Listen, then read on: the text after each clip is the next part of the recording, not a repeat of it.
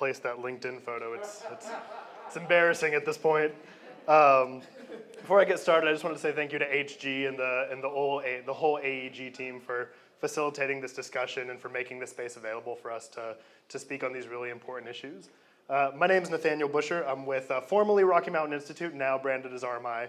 We have over 40 years experience working on power systems throughout the world, 10 years here in the Caribbean and 5 years here specifically in Puerto Rico. Our work here in Puerto Rico focuses on improving energy resilience at critical facilities throughout the island, facilities that are fundamental to the day-to-day operations of the communities that they exist in, and oftentimes at the front lines of recovery and response after disaster hits. We do this work in collaboration with the Rockefeller Foundation, Fundación Comunitaria de Puerto Rico, and other local partners here in Puerto Rico, all with the shared hope of improving community energy resilience at these critical facilities to improve overall community resilience from the ground up and from the bottom up. So with that, I'll go ahead and jump in. The challenge that we focus on is that community resilience remains threatened by a grid that's vulnerable to natural disaster and other emergencies. As we've already seen, here's a set of public data on the left side that shows how long it took for power to get restored after Hurricane Mariette.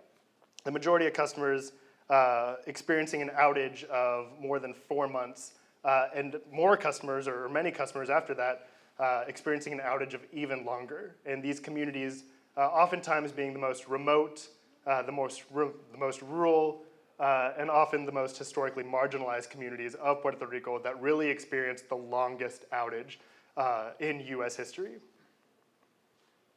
And so with that, we, and actually these slides aren't updated, but no worries. Okay, so with that, here are some projects that we're currently working on.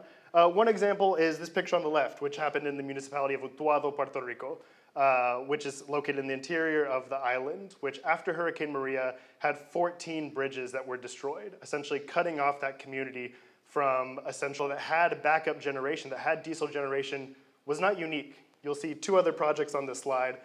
In the middle, that's a pre-vocational institute, a nonprofit organization, Arecibo, about 45-minute drive west of here in San Juan. And then to the right is another project that we're currently working with, which is a pharmacy in Patillas in the southern part of Puerto Rico.